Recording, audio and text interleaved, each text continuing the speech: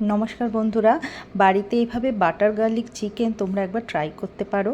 খেতে কিন্তু খুব দুর্দান্ত হয়। এই সাইড ডিশটা তুমি garlic bread, plain rice, butter rice, fried rice, paratha সব কিছুর সাথেই ট্রাই করতে পারো।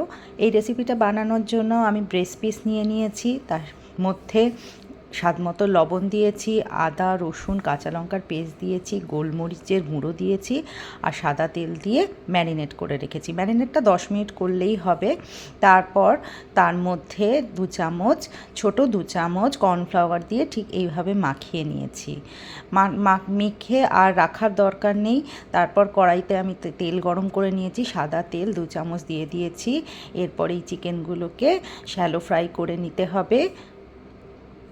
দিয়ে দিলাম চিকেনগুলো, নেড়ে চেড়ে শ্যালো ফ্রাই করে নেব যতক্ষণ না গোল্ডেন ব্রাউন কালার হয় ফ্রাই করব। আঁচটা একটু কমই রাখবো। এদিকে আমি একটা পাত্রে চিকেন স্টক বানিয়ে রেখেছি, এটা আমি পরে ইউজ করব।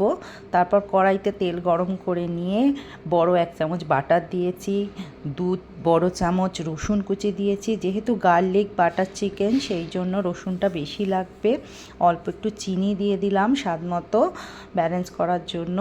এরপর দিলাম 1 চামচ কর্নফ্লাওয়ারটাকে দিয়ে ঠিক এভাবে নাড়তে হবে। ফ্লেমটা একদম লো রাখতে হবে, না হলে পুড়ে যাবে। ভালো করে এইভাবে নেড়ে একটু ঘন করে নিতে হবে।